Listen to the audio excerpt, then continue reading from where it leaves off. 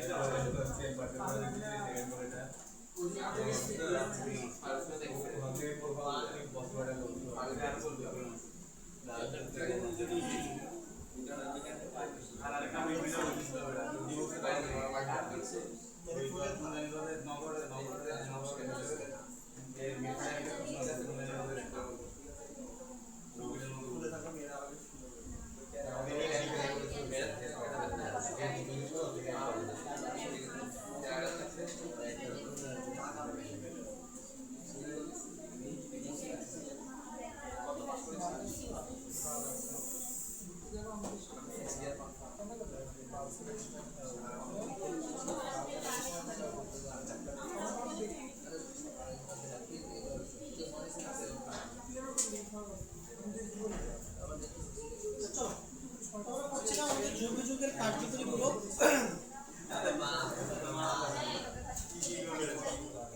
আজকে আমরা এই দুটো কার্যকরীগুলো দেখবো। একটা হচ্ছে আমাদের সায়ানাইড আর একটা হচ্ছে আমাদের আইসোসায়ানাইড। এর মধ্যে আসলে পার্থক্যটা কোথায় দেখো। সায়ানাইড হচ্ছে এটা যে আমাদের একটা অ্যালকাইল মূলক থাকবে আর এই অ্যালকাইল মূলকের সাথে যুক্ত থাকবে একটা সিএন। সিএন কে কি বলা হয়? সায়ানাইড। সিএন কে বলা হয় সায়ানাইড। আচ্ছা, আর যদি আইসোসায়ানাইড হয় তাহলেও তোমার এখানে সিএন থাকবে, বাট এখানে পরমাণুগুলোর অ্যারেঞ্জমেন্টে একটু ডিফারেন্স আছে। যেমন এইখানে তোমার অ্যালকাইল মূলক আর এটা যুক্ত থাকবে কার্বন পরমাণুর সাথে। তার সাথে কার্বন পরমাণুর সাথে, মানে এখানে যদি আমি গাঠনিক সংকেত লিখি তাহলে একটু হবে আর কার্বন ট্রিপল বন্ড নাইট্রোজেন এরকম হবে। ঠিক আছে, তাহলে অ্যালকাইল মূলকটা কার সাথে যুক্ত থাকবে? কার্বন পরমাণুর সাথে। এটা হচ্ছে আমাদের সায়ানাইড। এটা হচ্ছে আমাদের সায়ানাইড। এটাকে বলবো আমরা alkyl cyanide. Alkyl cyanide.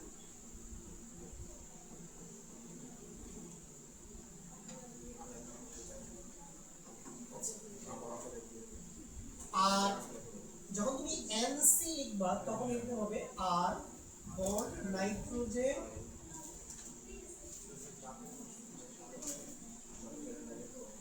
Double bond carbon. দেখো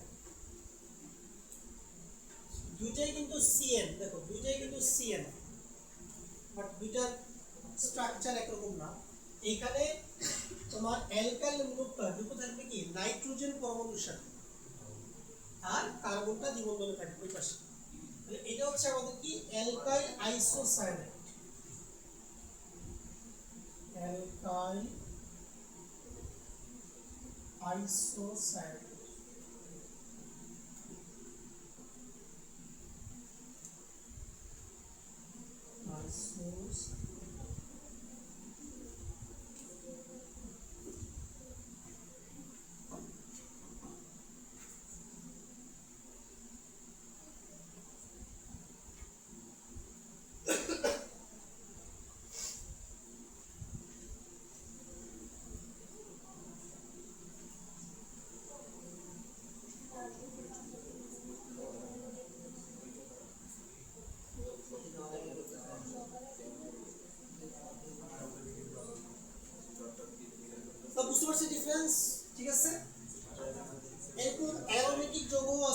তোমার ধরো এরকম একটা বেনজিন বলয় থাকলো,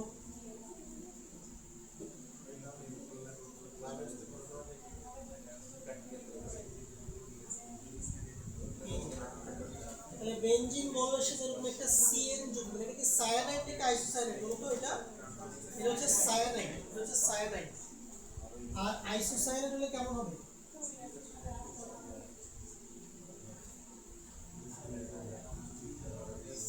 এই যে এনসি, ঠিক আছে, সাবধান, অনেকে কিন্তু লেখার সময় সিএন লিখে ফেলে আইসোসায়ানাইডের ক্ষেত্রেও, কিন্তু কিভাবে লিখতে হবে? এনসি লিখতে হবে, সিএন না, এনসি লিখতে হবে। তাহলে এনসি লিখলে এটা হচ্ছে আইসোসায়ানাইড, আর সিএন লিখলে সেটা হচ্ছে সায়ানাইড। তো সায়ানাইড এবং আইসোসায়ানাইড কেন গুরুত্বপূর্ণ? বিশেষ করে সায়ানাইডটা বেশি গুরুত্বপূর্ণ, এটার কারণ হচ্ছে মাঝে মাঝে আমাদের জৈব যৌগের বিক্রিয়া লেখার সময় কার্বন সংখ্যা বাড়ানোর প্রয়োজন হয়। কার্বন সংখ্যা কি বাড়ানোর প্রয়োজন হয়? ধরো তোমাকে 1 কার্বন বিশিষ্ট একটা যৌগ থেকে 2 কার্বন বিশিষ্ট একটা যৌগে যাইতে হবে, তখন আমাদের সায়ানাইডে যাওয়া লাগে, কারণ সায়ানাইডের ভিতরে কি আছে দেখো, একটা কার্বন পরমাণু আছে। এই জন্য সায়ানাইড খুবই খুবই গুরুত্বপূর্ণ আমাদের কার্বন সংখ্যা বৃদ্ধি করার ক্ষেত্রে। তো এগুলো আমরা অনেক পরে যেয়ে পড়বো, বিক্রিয়ার প্রশ্নটি অনেক পরে আসবে, আমরা 1-1.5 মাস পরে যায় বিক্রিয়ার পড়াশোনা আসবে, ঠিক আছে? তো বুঝছি সায়ানাইড। সো মোটামুটি আমাদের সব গুরুত্বপূর্ণ কার্যগুলো পড়া শেষ। এখন চলো আমি তোমাদেরকে কিছু অ্যারোমেটিক যৌগ দেখাবো, যেই যৌগগুলোর সাথে তোমার পরিচিত হওয়া লাগবে, এগুলো তোমাকে বারবার ইউজ করতে হবে অর্গানিক করার সময়। So some important organic aromatic compounds. Aromatic.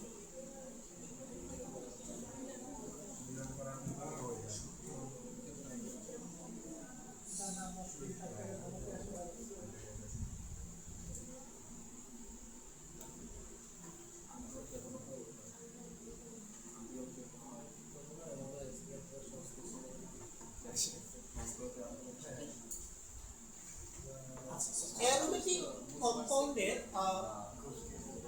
উৎপত্তি কোথা থেকে?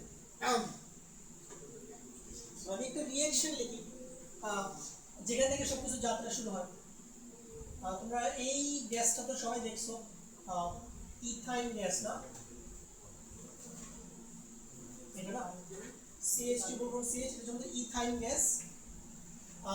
এই ইথাইন গ্যাসকে তুমি যদি দেখো, তুমি যদি একটা লোহার টিউব নিবা এবং সেখানে তাপমাত্রা রাখবা অ্যারাউন্ড 450 ডিগ্রি সেন্টিগ্রেড, কত? Around 450 centigrade. উত্তপ্ত লোহার মলের মধ্য দিয়ে তুমি যদি ইথাইন গ্যাসকে চালনা করো, তাহলে উৎপন্ন হবে বেনজিন।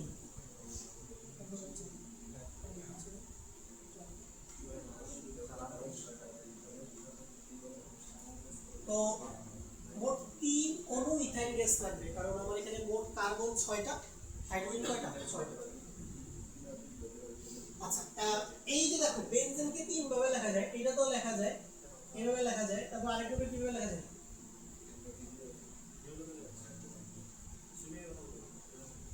ডাউন গুলো একটু জায়গা চেঞ্জ করে দাও, এই যে এভাবে লেখা যায়, ঠিক আছে?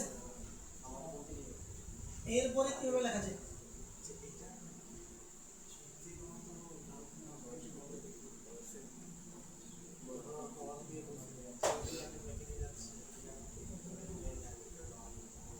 এই যে তুমি একটা 6 কার্বনের বলয় একে ভিতরে একটা গোল্লা দিবে, এভাবে লেখা যায়।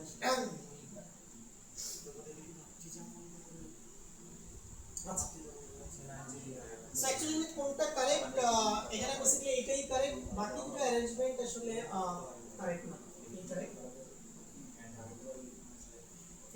তাহলে অ্যারোমেটিক কম্পাউন্ডের সমস্ত কিছু সূত্রপাত করতে থেকে বেনজিন থেকে, ঠিক আছে? কোত্থেকে? বেনজিন থেকে। আর ইথাইন তো অ্যারোমেটিক যৌগ না, ইথাইন হচ্ছে অ্যালিফিটিক যৌগ। তাহলে তুমি যদি অ্যালিফিটিক যৌগ থেকে অ্যারোমেটিক যৌগে যাইতে চাও, তাহলে অবশ্যই কোথা থেকে কোথায় আসতে হবে? ইথাইনে আসতে হবে। দেন এই বিক্রিয়ার মাধ্যমে তুমি অ্যারোমেটিক অংশে প্রবেশ করবে, ঠিক আছে? এরপরে অ্যারোমেটিক অংশের জগৎ শুরু হবে। তাহলে অ্যারোমেটিক যৌগের মা হচ্ছে কি? এই বেনজিন। তাহলে তোমাকে বেনজিন সম্পর্কে ভালো ধারণা তোমার রাখতে হবে। এখন চলো আমরা একটু বেনজিনকে বোঝার চেষ্টা করি, বেনজিনের ভিতরে কি কি আছে না আছে, বেনজিনের বেসিক স্ট্রাকচার। আচ্ছা এখানে স্ট্রাকচারটা বেঞ্জিনের স্ট্রাকচার হচ্ছে এরকম 6টা কার্বন থাকবে দেখো এভাবে এই হচ্ছে কার্বন ঠিক আছে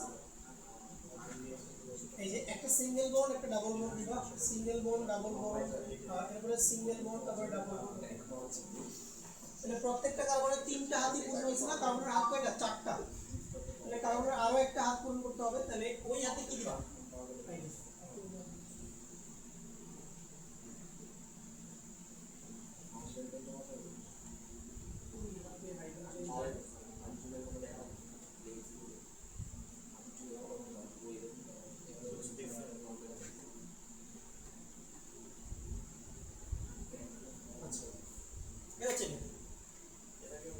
এখন এই জিনিসটাকে আমরা এভাবে লিখবো অলওয়েজ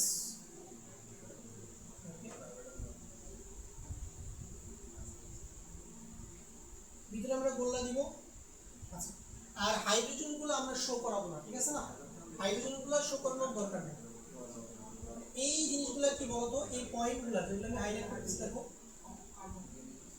এই পয়েন্টগুলোতে কি আছে কার্বন আছে এই পয়েন্টগুলোতে কার্বন আছে হ্যাঁ এই পয়েন্টগুলোতে কার্বন আছে এবং প্রত্যেকটা কার্বনে একটা করে কি আছে প্রত্যেকটা কার্বনে একটা করে হাইড্রোজেন আছে তো হাইড্রোজেন এখানে আমাকে দেখানোর দরকার নেই হাইড্রোজেনটাকে আমরা উজ্জ্বল রাখবো হাইড্রোজেনটাকে শো করানোর প্রয়োজন নেই আচ্ছা আর এখানে বলো কার্বন তাইলে কয়টা যদি এভাবে লিখি আণবিক সংখ্যা দেখা লিখি তাহলে কার্বন 6টা হাইড্রোজেন কয়টা কার্বন 6টা হাইড্রোজেন কয়টা কার্বন 6টা হাইড্রোজেন ঠিক আছে আচ্ছা এখন আমরা বেনজিন থেকে নতুন নতুন যৌগ তৈরি করব কিভাবে এই বেনজিনের যে হাইড্রোজেন পরমাণুগুলো আছে লক্ষ্য করো এই বেনজিনের যে হাইড্রোজেন পরমাণুগুলো আছে এই হাইড্রোজেন পরমাণুগুলো এখন নতুন নতুন জিনিস দিয়ে কি হবে প্রতিস্থাপিত হয়ে নতুন নতুন যৌগ তোমার তৈরি করবে ঠিক আছে সিম্পল জিনিস তো এখন দেখো এটা তুমি বুঝে গেছো বেনজিনের 6টা কার্বন আছে 6টা কার্বনে 6টা হাইড্রোজেন পরমাণু আছে এখন তুমি এই হাইড্রোজেন পরমাণুগুলোকে কি করবা নতুন নতুন গ্রুপ বা নতুন নতুন মূলক দিয়ে কি করবা প্রতিস্থাপিত করে নতুন নতুন অ্যারোমেটিক যৌগ কি তুমি তৈরি করবা ঠিক আছে তোমার একটা উদাহরণ দেবো আমি দেখো একদম সিম্পল দেখাই ধরো তুমি এরকম একটা যৌগ লিখলাম ভালো করে লক্ষ্য করো মানে তুমি লিখলা বেনজিন এই হাতে তুমি লিখলা x লক্ষ্য করো এই হাতে তুমি লিখলা x x কি এখানে x হ্যালোজেন x হচ্ছে আমাদের ফ্লোরিন আচ্ছা ফ্লোরিনটা বাদ দিয়ে বাকি তিনটা লিখি ফ্লোরিন বলছি হয় তাহলে x হচ্ছে আমাদের হ্যালোজেন তাহলে কি হলো এখানে কি হলো লক্ষ্য করো এই যে হাইড্রোজেনটা তুমি দেখতে পাচ্ছ লক্ষ্য করো দেখো এই যে তুমি হাইড্রোজেনটা দেখতে পাচ্ছ এই হাইড্রোজেন পরমাণুটা এই একটা x দিয়ে কি হইছে রিপ্লেস হইছে না রিপ্লেস হইছে তাহলে আমি একটা নতুন একটা যৌগ পেয়ে গেলাম নতুন একটা যৌগ পেলাম তাহলে বলো যে মূল যৌগটার নাম কি ছিল বেনজিন বেনজিন এখন বেনজিনের একটি হাইড্রোজেন পরমাণু একটি হ্যালোজেন পরমাণু দিয়ে রিপ্লেস হইছে এইজন্য এই নতুন উৎপন্ন যৌগটার নাম হবে হ্যালো বেনজিন এটা যে জেনারেল নেমিং মানে দেখো যদি এখানে ক্লোরিন থাকতো তাহলে নাম হয়ে যেত ক্লোরোবেনজিন ঠিক আছে দেখো x এর জায়গায় যদি ক্লোরিন থাকতো নাম কি হতো ক্লোরোবেনজিন x এর জায়গায় যদি ব্রোমিন থাকতো নাম কি হতো ব্রোমোবেনজিন x এর জায়গায় যদি আয়োডিন থাকতো এটার নাম কি হতো আয়োডোবেনজিন তাহলে জেনারেল নেমিং করলে কি হবে হ্যালো বেনজিন ঠিক আছে জেনারেল নেমিং আচ্ছা এরকম ভাবে তুমি মাল্টিপল হাইড্রোজেন রিপ্লেস করতে পারো কথাটা বুঝতে পারছো তুমি চাইলে আরো একটা হাইড্রোজেনকে x দিয়ে রিপ্লেস করতে পারো মানে দুইটা রিপ্লেস করতে পারো তুমি চাইলে তিনটা রিপ্লেস করতে পারো ঠিক আছে তুমি চাইলে চারটাও রিপ্লেস করতে পারো বাট চারটা রিপ্লেস করলে আসলে বেনজিন বলের অবস্থা অনেক বেশি খারাপ হয়ে যায় মানে বেনজিন বলের আসলে স্থায়িত্ব অনেক বাজে হয়ে যায় তো যার জন্য বেসিক্যালি হাইয়েস্ট আমরা কয়টা রিপ্লেস করি তিনটা ঠিক আছে তিন আচ্ছা নাম কি চেঞ্জ থাকবে হ্যাঁ নাম অবশ্যই নাম চেঞ্জ হবে দুইটা x আসলে অবশ্যই নাম চেঞ্জ হবে তিনটা x আসলে অবশ্যই নাম যৌগ তো সেম না অবশ্যই দুইটা x আসলে যৌগ সেম না তিনটা x আসলেও যৌগ সেম না আচ্ছা এবার যে জিনিসটা তোমাকে শিখতে হবে সেটা হচ্ছে নাম্বারিং। দেখো এবার সবার প্রথমে তুমি দেখবা বেঞ্জিন বলয়ে কয়টা হচ্ছে যে প্রতিস্থাপক আছে, একটাই আছে এখন, সেটা কি x। একাধিক x থাকলে কি হবে সেটা আমরা এখন আলোচনায় যাব না। তোমাদের এইচএসসি সিলেবাসে হাইয়েস্ট হচ্ছে কয়টা প্রতিস্থাপক নিয়ে পড়াশোনা আছে, একটা। মাল্টিপল x আসলে আসলে কাহিনীগুলো অনেক মানে কমপ্লেক্স হয়ে যাবে, তো যেগুলো আসলে এইচএসসি লেভেলে নাই, এগুলো অনার্স মাস্টার্স লেভেল, ঠিক আছে? এত কমপ্লেক্স জিনিস শেখার দরকার নেই। তুমি এটা ফোকাস করো, বেঞ্জিন বলয় কয়টা প্রতিস্থাপক, একটা x, ঠিক আছে? আচ্ছা এখন সবার প্রথমে তুমি দেখবা x টা কই আছে। দেখো এখানে x যে কোনো জায়গায় থাকতে পারে, যে কোনো জায়গায় তুমি x কে রাখতে পারবা, কোনো সমস্যা নেই। ধরো x এখানে আছে, কথাটা বুঝছো, x এখানে আছে, এইভাবে আঁকা যাবে, কোনো সমস্যা নেই। তুমি চাইলে এইভাবে লিখতে পারো,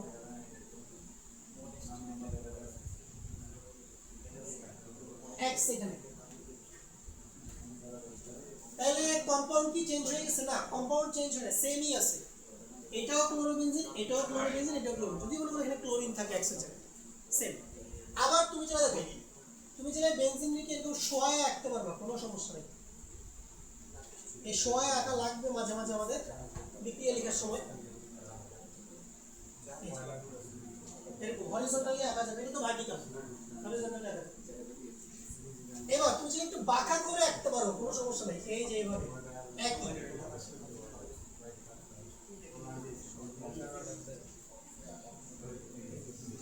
এইটাও বুঝছো, যেভাবে মন চায় তুমি সেভাবে আঁকো, সবগুলাই অ্যাকচুয়ালি কি হ্যালোবেনজিনই বোঝাচ্ছে, ঠিক আছে? আচ্ছা এখন এখন ইম্পর্টেন্ট হচ্ছে এখানে তুমি সবার প্রথমে দেখবা এক্সটা কত, এক্সটা কই আছে, লক্ষ্য করো। সবার প্রথমে তুমি দেখবা যে এক্সটা কই আছে, এক্সটা কোন কার্বনে যুক্ত। তাহলে এক্সটা যে কার্বনে যুক্ত, এক্সটা যে কার্বনে যুক্ত অলওয়েজ এটা এক নাম্বার কার্বন। এটা অলওয়েজ কত, এক নাম্বার কার্বন এটা। তাহলে প্রতিস্থাপক যেই কার্বনে যুক্ত এটা অলওয়েজ কয় নাম্বার কার্বন দেবো, প্রথম কার্বন, এক নাম্বার কার্বন। তাহলে এখানে এক নাম্বার কার্বন কোনটা, এইটা। এখানে এক নাম্বার এটা, এইখানে এক নাম্বার এটা, ঠিক আছে? তাহলে নাম্বারিংটা বেসিক্যালি হবে হচ্ছে তোমার প্রতিস্থাপক কোন কার্বনে যুক্ত তার উপর বেস করে। এবার আমি বাকি কার্বনগুলোর নাম্বারিং করব, তুমি যে কোনো এক পাশ থেকে করো, কোনো সমস্যা নেই। তাহলে ধরো এইটা 2 নাম্বার, এইটা 3 নাম্বার, এটা 4 নাম্বার, এটা 5 নাম্বার, এটা কত 6 হয়ে গেছে। তাহলে এটা যদি এক হয় তাহলে ধরো এটা 2, এটা 3, এটা 4, এটা 5, এটা কত 6। আচ্ছা এইটা এক, ধরো তুমি বলো যে না ভাই এটা 2, এটা 3, এটা 4, এটা 5, এটা কত 6। এটা হলে ধরো এটা 2, 3, 3, এটা 4, এটা 5, এটা কত। এই হলো আমাদের 6টা কার্বনের নাম্বারিং, ঠিক আছে? এইভাবে নাম্বারিং করো, ঠিক আছে? যেই দিক থেকে মন চায় সেই দিক থেকে নাম্বারিং করো, সবগুলো আসলে কারেক্ট হবে। আমরা কি x থেকে x কে এক ধরবো, মানে x থেকে হ্যাঁ, তবে এখানে আমরা যেটা কনসিডার করতেছি আমাদের প্রতিস্থাপক কয়টা, একটা, বুঝছো? মানে x একটাই। মাল্টিপল x এর কনসিডারেশন আমরা এটা পরে চিন্তা করব, এগুলো আমরা তোমাদের লাগেও না অ্যাকচুয়ালি, মাল্টিপল x এর কাহিনী এগুলো আমাদের লাগে না অ্যাকচুয়ালি, পরীক্ষায় আসে না। তো একটা x নিয়ে আমাদের কাজ, ঠিক আছে? আচ্ছা এবার চলো, এবার আমরা x এর জায়গায় নতুন কিছু আনি, ঠিক আছে? x এর নতুন কিছু আনি। আচ্ছা আচ্ছা x এর নিয়ে একটু কথা বলি, আরেকটু জিনিস জানার বিষয় আছে, এগুলো আমি আগেও পড়েছিলাম তোমাদের।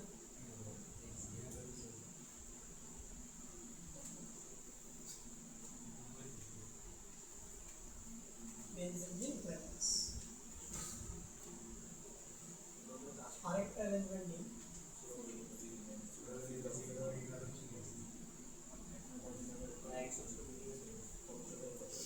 ধরো x টা এইখানে দেব, শুনুন x টা এখানে দেব। সবার প্রথমে তুমি দেখো x কই আছে, আগে x কোথায় আছে এটা আগে একটু তুমি বের করবা, এটা করার পর এবার দেখো x টা যেই কার্বনে যুক্ত, এই কার্বন নিয়ে আমাদের মাথা ব্যথা নাই। x টা যেই কার্বনে যুক্ত ওই কার্বন নিয়ে আমাদের মাথা ব্যথা, x টা অলরেডি ওই কার্বনে আছে। দেখো ভালো করে বুঝো, এক্স অলরেডি এই কার্বনে আছেই, তাহলে এই কার্বনে তো আর এক্স এর জায়গায় নতুন কিছু আসবে না। তাহলে বাকি 5টা কার্বনে কি 5টা হাইড্রোজেন আছে না বলো? বাকি 5টা কার্বনে 5টা হাইড্রোজেন আছে কিনা? তাহলে ওই বাকি 5টা হাইড্রোজেনই এখানে কি হইতে পারবে? প্রতিস্থাপন হইতে পারবে, কারণ এই কার্বনের হাইড্রোজেন তো অলরেডি এক্স দিয়ে কি হয়ে গেছে, রিপ্লেস তো হয়েই গেছে, ঠিক আছে? তাহলে এই কার্বন নিয়ে আমাদের কোনো মাথা ব্যথা নাই। তাহলে বাকি যে 5টা কার্বন আছে ওই 5টা কার্বনের হাইড্রোজেনগুলো কি নতুন নতুন মৌল দিয়ে কি হতে পারবে? রিপ্লেস হতে পারবে। এটা তো পসিবল। এখন বুঝো, এবার লক্ষ্য করো, এই কার্বন থেকে এই কার্বনটা আর এই কার্বনটা কি সবচেয়ে কাছে না? ভালো করে বুঝো, এই কার্বন থেকে এই কার্বনটা আর এই কার্বনটা কি সবচেয়ে নিকটে অবস্থিত না? সবচেয়ে কাছে অবস্থিত, সবচেয়ে নিকটে অবস্থিত। এই নিকটবর্তী অবস্থানটাকে আমরা অর্গানিক কেমিস্ট্রিতে একটা ল্যাটিন ওয়ার্ড দিয়ে প্রকাশ করি। ওয়ার্ডটা হচ্ছে অর্থ অবস্থান। অর্থ অর্থ শব্দের বাংলা হচ্ছে নিকট। অর্থ, ঠিক আছে? তাহলে এই দুইটা অবস্থানকে বা এই দুইটা কার্বনকে আমরা কি বলবো? অর্থ অবস্থান, অর্থ প্রতিশোধ। অর্থ প্রতিশোধ। এই যে কোনো বেঞ্জিন বলবে যদি একটা প্রতিস্থাপক থাকে তাহলে অর্থ অবস্থান কয়টা থাকে? দুইটা। অর্থ অবস্থান দুইটা থাকে, ঠিক আছে? তাহলে এই কার্বনের হাইড্রোজেনও যদি রিপ্লেস হয় তাহলে ওইটাও কি ধরনের রিপ্লেসমেন্ট হবে? অর্থ রিপ্লেসমেন্ট। যদি এই কার্বনের কোনো হাইড্রোজেন রিপ্লেস হয় ওইটাও কি হবে? অর্থ রিপ্লেসমেন্ট, ঠিক আছে? এবার আসো, এই সবচাইতে দূরের কার্বন কোনটা? এটা না? এই কার্বন থেকে বা এই কার্বনের মানে এক্সট্রা যে কার্বনে যুক্ত তার ঠিক অপোজিটে যে কার্বনটা আছে এটা কি সবচেয়ে বেশি দূরে অবস্থিত না? সবচেয়ে বেশি দূরে অবস্থিত। তাহলে এই পাশ থেকেও চিন্তা করলে এটা সবচেয়ে দূরে, এই পাশ থেকে চিন্তা করলে এটা কি সবচেয়ে দূরে। এই সবচেয়ে দূরের যে কার্বনটা এটা বা অবস্থানটা এটাকে আমরা বলি প্যারা। PAR, সবচেয়ে দূরের অবস্থান হচ্ছে প্যারা।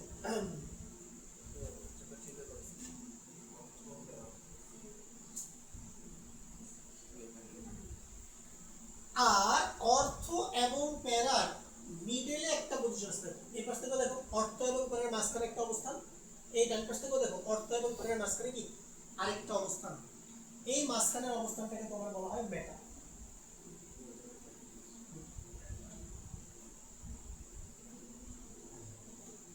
তাহলে অর্থ মেটা প্যারা, অর্থ মেটা প্যারা এই সিরিয়ালটা মেইনটেইন হবে। অর্থের পরে মেটা আসবে, তারপরে কি আসবে? প্যারা। তাহলে অর্থ দুটো থাকবে, মেটা দুটো, প্যারা একটা। প্যারা একটা, ঠিক আছে?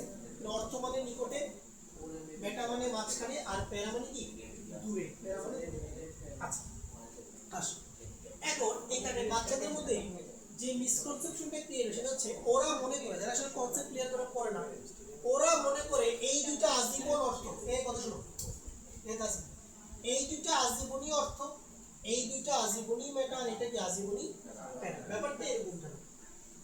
অর্থ মেটা প্যারা পুরোপুরি নির্ভর করবে তোমার প্রতিস্থাপক কোন কার্বনে যুক্ত তার উপর।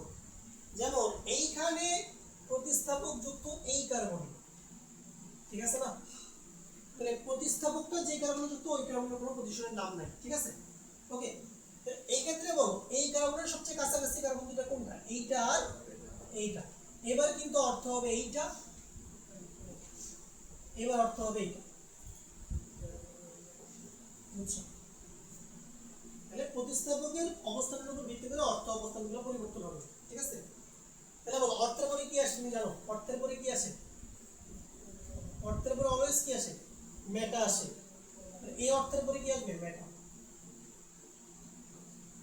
আর দুইটা মেটার মাঝখানে কি থাকবে? প্যারা। অর্থ মেটা প্যারা, অর্থ মেটা প্যারা।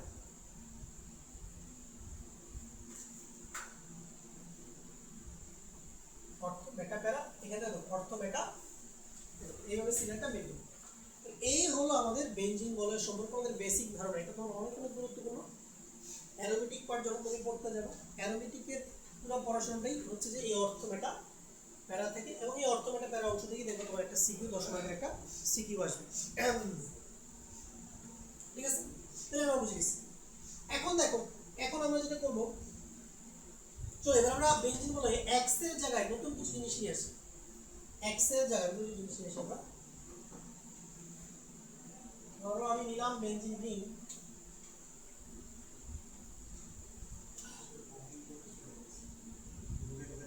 ধরো এক্স এর জায়গায় এবার আমরা আনলাম হচ্ছে NO2, ভালো করে লক্ষ্য করো NO2, ঠিক আছে এক্স এর জায়গাটা তাহলে আমাদের মূল যৌগটা কি ছিল? মূল যৌগটা ছিল বেনজিন। সেখানে কি হয়েছে, কোনো একটা অথবা বিক্রিয়ার কারণে বেনজিন বলয়ের একটি হাইড্রোজেন পরমাণু একটি NO2 মূলক দিয়ে কি হয়েছে, প্রতিস্থাপিত হয়েছে। তাহলে এই যৌগটার নাম কি হবে? NO2 কে আমরা কি ডাকি? নাইট্রো। আর মূল যৌগটার নাম কি ছিল? বেনজিন। এই যৌগটার নাম কি? Nitro benzene. সিম্পল নেমি, একদমই সিম্পল নেমি, নাইট্রো বেনজিন। আচ্ছা, এবার ধরো আমি বেনজিন রিংয়ে NO2 এর জায়গায় নিয়ে আসলাম NH2, কি আনলাম? NH2, ঠিক আছে NH2। এই যে NH2 এটা মূলত কার কার্যকরী মূলক বলতে পারবা? এটা কার কার্যকরী মূলক? অ্যামিনের কার্যকরী মূলক। এটা হচ্ছে কি? অ্যামিনের কার্যকরী মূলক। অ্যামিনের কার্যকরী মূলক এটা। তাহলে এটা একটা অ্যামিন, এটা তুমি কনফার্ম হয়ে গেলাম, এটা একটা অ্যামিন কিন্তু, ঠিক আছে? অ্যালিফেটিক যেমন অ্যামিন আছে, অ্যারোমেটিকও অ্যামিন আছে। তাহলে এটা একটা অ্যারোমেটিক যৌগ বোঝা যাচ্ছে। বেনজিন দেখলে এটা কি? বেনজিন দেখলে এটা অ্যারোমেটিক যৌগ। আচ্ছা, এখন এই NH2 কে কি রাখবো? অ্যামিনো। অ্যামিনো, ঠিক আছে? আর মূল যৌগটা কি ছিল? বেনজিন। এর নাম হবে অ্যামিনো বেনজিন। এটার বাণিজ্যিক নাম আছে, এই যৌগটার বাণিজ্যিক নাম হচ্ছে অ্যানিলিন। কি নাম এটা? অ্যানিলিন।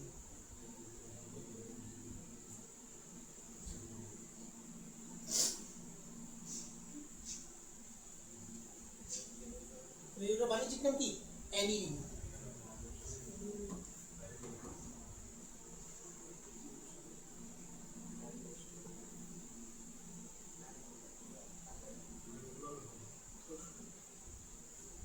আচ্ছা, ধরো এবার ধরো তুমি বেনজিনে যুক্ত করলা OH, বেনজিন যুক্ত করলা OH, OH যুক্ত করলা।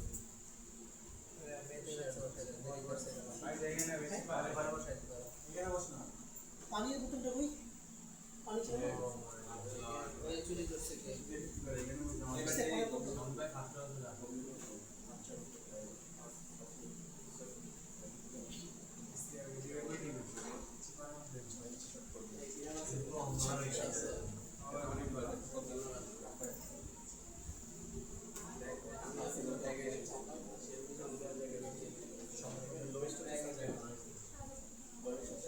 আচ্ছা, এটা আসো।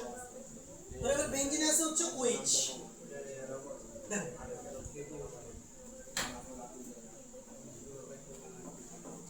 তুমি এই প্রত্যেকটা যৌগকে এইভাবে লিখতে পারো, দেখো এভাবে লিখতে পারো C6,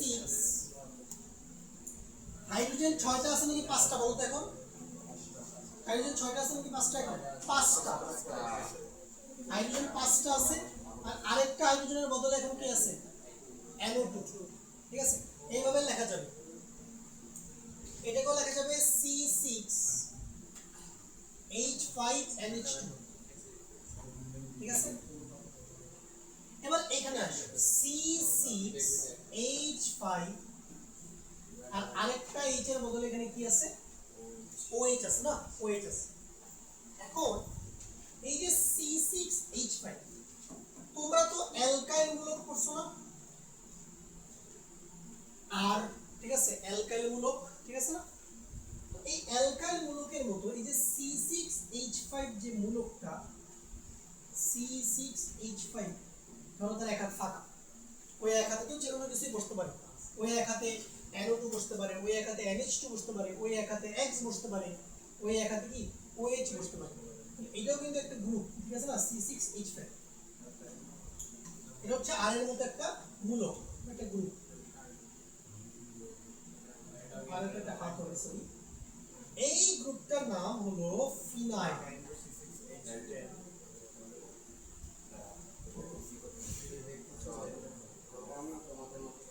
ফিনাইল মূলক, এটা হচ্ছে আর কে আমরা তো রাখি হচ্ছে অ্যালকাইল মূলক না, আর কে রাখি আমরা অ্যালকাইল মূলক। তাহলে এই C6H5 কে আমরা কি রাখবো? ফিনাইল মূলক, এটা হচ্ছে ফিনাইল মূলক। তাহলে কি হচ্ছে দেখো, এই ফিনাইল মূলকের সাথে কি যুক্ত? একটা OH যুক্ত, ঠিক আছে? এখন মনোযোগ দাও, ফিনাইল মূলকের ইংরেজি কি? PHENYL, এটা হচ্ছে ফিনাইল। দেখো এটা হচ্ছে phenyl, phenyl, phenyl plus OH এর জন্য, দেখো প্লাস OH এর জন্য আমরা ব্যবহার করব অল। দেখো OH এর জন্য আমরা অলওয়েজ কি ব্যবহার করি? অল। আর আমরা করব কি? আমরা এই YL টাকে বাদ দিব,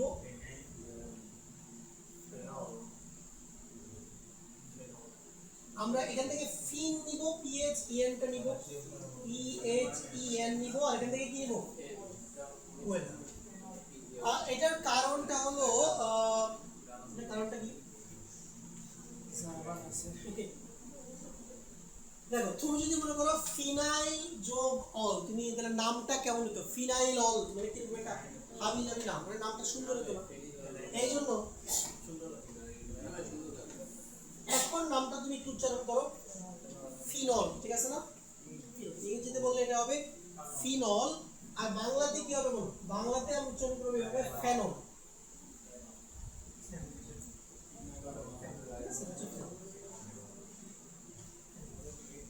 তো এই যৌগটার নাম কি? বেনজিনের এর নাম কি? এটা ফেনল। এখন তুমি বলতে পারবে এটা কি কোনো অ্যালকোহল কিনা? OH তাহলে এটা কি বলি আমরা? অ্যালকোহল। তো এখানে ব্যাপার আছে, এইটা সাধারণ অ্যালকোহলের মতো না।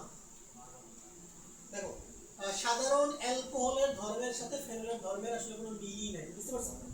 এই ফেনলের ভিতরে এমন কিছু আছে যার জন্য ফেনলের ভৌত রাসায়নিক ধর্ম সাধারণ অ্যালকোহলের ভৌত রাসায়নিক ধর্ম থেকে সম্পূর্ণ কি আলাদা। তো এইগুলো আমরা পরবর্তীতে জানি কেন। ফেনল নিয়ে অনেক ডিটেইলস পড়াশোনা হবে। ফেনলের অসংখ্য বিক্রিয়া তুমি ফেনল প্রস্তুতি, ফেনল থেকে অনেকভাবে ফেনল প্রস্তুত করা যায়। ফেনল থেকে তোমরা যে প্যারাসিটামল বলছো, প্যারাসিটামল খাও, ব্যথা নিবারক ওষুধ, জ্বর নিবারক ওষুধ, ওই ওষুধটা বানানো হয় করতে পারে ফেনল থেকে। ওই প্যারাসিটামলের কাঁচামাল হচ্ছে কি ফেনল। মানে অ্যাসপিরিন, তোমরা আরেকটা ওষুধ আছে জ্বর এবং ব্যথা নিবারক, অ্যাসপিরিন, ওইটাও তোমার তৈরি করা হয় কি ফেনল থেকে, ঠিক আছে? তো ফেনলের অনেক বাণিজ্যিক ব্যবহার আছে। ওকে, ফেনলের হচ্ছে একটা নাম আছে, এটাকে হচ্ছে কার্বলিক অ্যাসিড ডাকে। Carbolic acid, carbolic acid, carbonic না, কার্বলিক,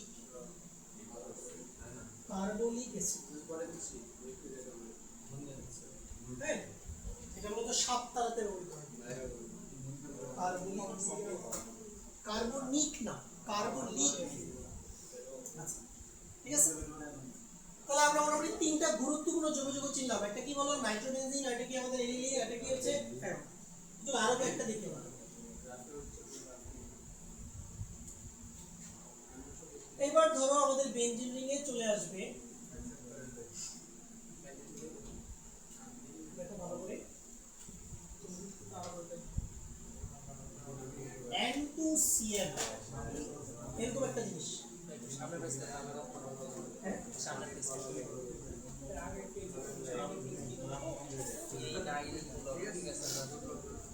দেখো এটা বলতো, ধরে এবার চলে আসলো বেনজিনে N2Cl, তাহলে বেনজিনের একটা হাইড্রোজেন পরমাণু N2Cl দিয়ে রিপ্লেস হচ্ছে। আচ্ছা এবার লক্ষ্য করো, বেনজিন রিংয়ে বা বেনজিন বলয়ের সাথে যদি নাইট্রোজেন থাকে, নাইট্রোজেন থাকে, কি থাকে? নাইট্রোজেন থাকে, নাইট্রোজেন থাকে। নাইট্রোজেন যুক্ত জৈব যৌগগুলোকে তোমার বলা হয় অ্যাজো কম্পাউন্ড। কি কম্পাউন্ড? Azo compound. তাহলে বেনজিনের সাথে অথবা যে কোনো যৌগ যুগে নাইট্রোজেন থাকলে জেনারেলি আমরা কি বলি? Azo compound. অ্যাজো কি বলবো? কি অ্যাজো বলে। আচ্ছা এবার দেখো তো নাইট্রোজেন কয়টা আছে? নাইট্রোজেন কয়টা আছে? দুইটা না? দুইটা। তাহলে দুইয়ের জন্য আমরা কি ব্যবহার করি? ডাই, ঠিক আছে না? দুইয়ের জন্য ব্যবহার হচ্ছে ডাই। তাহলে শব্দটা কি দাঁড়ালো বলো তো? ডাই অ্যাজো, ঠিক আছে? ডাই অ্যাজো, এটাকে তুমি যদি বাংলাতে লেখো এরকম হবে ডায়াজো। ডায়াজো কি হবে এটা? ডায়াজো। ডায়াজো। আচ্ছা, তাহলে ডায়াজো এটা। এবার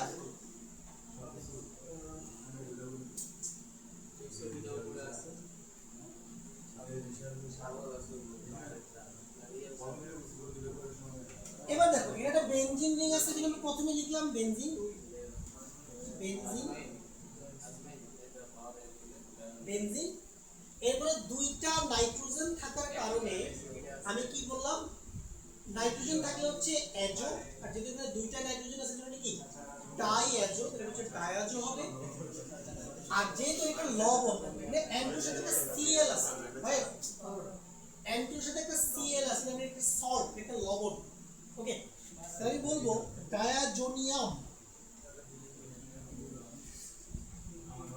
যেমন তোমরা উচ্চারণ করো অ্যামোনিয়াম ক্লোরাইড, উচ্চারণ করো না অ্যামোনিয়াম ক্লোরাইড, ঠিক আছে?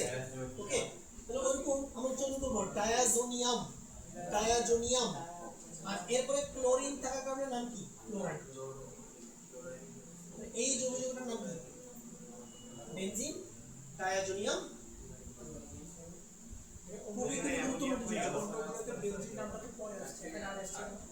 এরকম আসলে কোনো ফিক্সড রুলস নাই যে বেনজিন অলওয়েজ পরেই আসবে। এটা আসলে যৌগের স্ট্রাকচারের উপর ডিপেন্ড করে। হ্যাঁ, এই যে নাইট্রোজেনের জন্য কি অ্যাজো হইছে? হ্যাঁ, অ্যাজো হবে নাইট্রোজেনের জন্য। আলাদা আলাদা নাইট্রোজেনের নামকরণ হবে।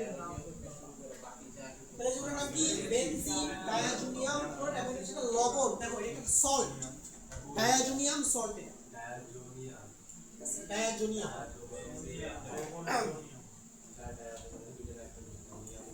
এরপরে আসো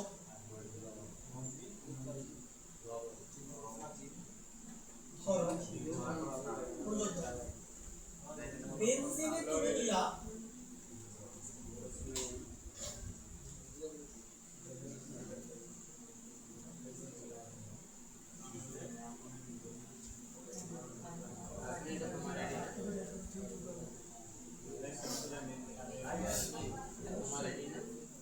CHO। দেখো বেনজিন হলো CH। তুমি অলরেডি জানো যে কোন যৌগের CHO দেখলেই মোটামুটি আমি টেনশন করতে পারি যে এটা কি হবে? অ্যালডিহাইড হবে। CHO দেখলে এটা কি হবে? অ্যালডিহাইড। তো অ্যালডিহাইড যেমন তোমার অ্যালিফেটিক অ্যালডিহাইড আছে, যেমন ধরো মিথানেল, ইথানেল। সিমিলারলি অ্যারোমেটিক অ্যালডিহাইডও আছে। তাহলে বেনজিনে CHO আছে, তাহলে এটা অ্যালডিহাইড হবে। এটা কি ধরনের অ্যালডিহাইড? এটা হচ্ছে অ্যারোমেটিক অ্যালডিহাইড। এটার নাম কি হবে? এটার নাম হবে বেনজালডিহাইড।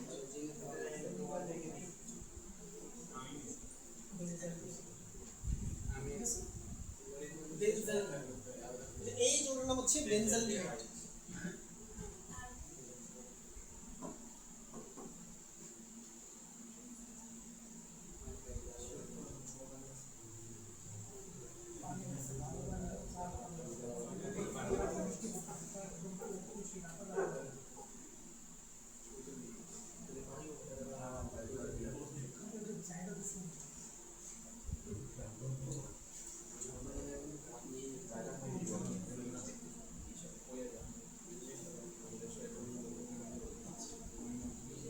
এবার ধরো চলে আসলো বেনজিনে COOH। তো বুঝাই যাচ্ছে COOH থাকলে এটা কি হবে? এটা হবে একটা অ্যাসিড, কার্বক্সিলিক অ্যাসিড। এই অ্যাসিডটার নাম কি? এর নাম হচ্ছে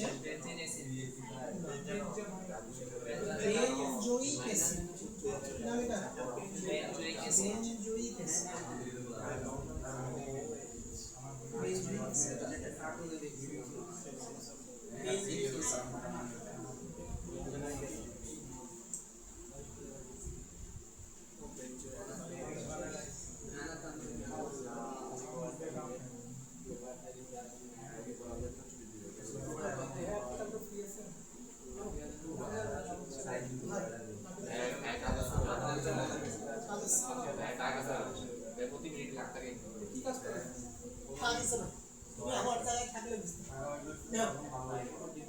তাহলে দেখো, তাহলে বেনজিনের স্থির অবস্থায় কি এর একটা অ্যাসিডের নাম কি বেনজুইক অ্যাসিড।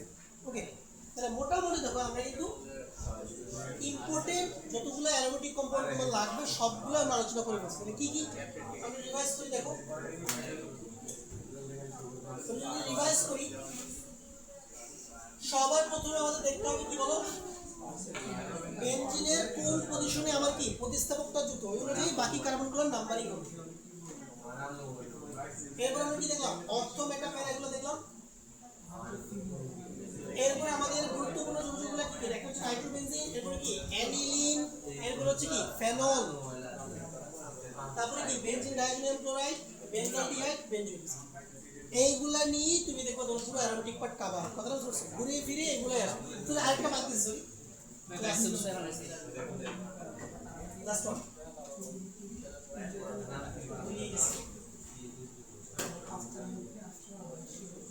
ধরো বেনজিনে একটা CH3 যুক্ত,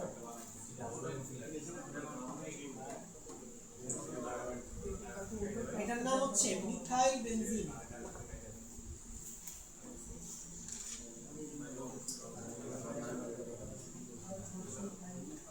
আর এটার বাণিজ্যিক নাম হচ্ছে এটা টলুইন। এটা মুখস্থ করে ফেলো, ঠিক আছে? বেনজিনের সিস্টেমের নাম কি টলুইন, তো আমরা টলুইন বলবো বারবার।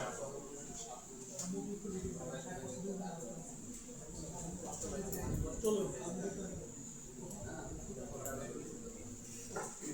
তাহলে আমাদের অর্গানিক কেমিস্ট্রি বেসিক হয়ে গেছে। আগামী ক্লাসে আস্তে আস্তে আমরা মেইন মূল পড়াশোনায় ঢুকবো। কেন বেরো সকলের নাম কি মুছতে হবে? নানা অসুস্থ এখানে জানি নানা তো সুস্থ আছে। বাড়িতে মানুষ